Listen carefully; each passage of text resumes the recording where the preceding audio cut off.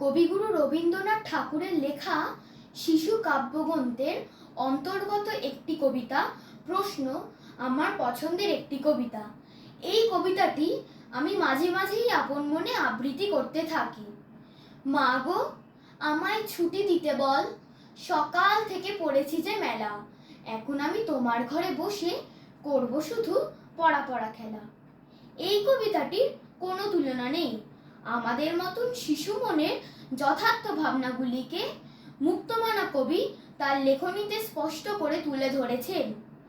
এই যেন ঠিক আমারই মনের কথা বলছে, যখন আমি অনেকক্ষণ এক নাগাড়ে পড়াশোনা করবার পর আমি আমার মায়ের কাছে একটু বিরতি চাই, একটু খেলতে চাই, ঠিক সেরকম শিশুটি তার কল্পনায় দুপুরকে সন্ধ্যা হিসেবে দেখছে।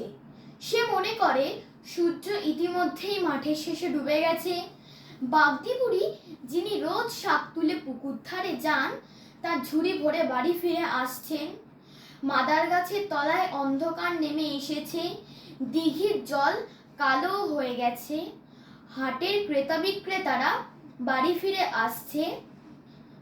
মাঠের চাষির দল মাঠ থেকে বাড়ি ফিরে গেছে।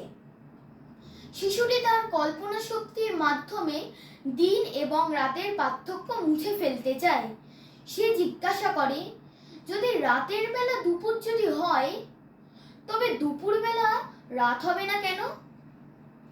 বালকটি যেভাবে প্রকৃতির মাঝে মুক্তি খোঁজে, তা আমার মনকে প্রশান্ত করে।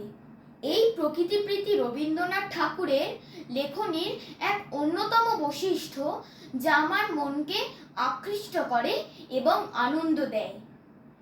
বালকটি তার মায়ের কাছে ছুটি চাওয়ার আবেদনটি মা ও সন্তানের মধুর সম্পর্কের একটি নিদর্শন, যা আমার মনকে ছুঁয়ে যায়। এসব কারণেই প্রশ্ন কবিতাটি আমার হৃদয়ে স্থান দখল করে রয়েছে এবং আমি এই কবিতাটি খুব পছন্দ করি। নমস্কার ম্যাম।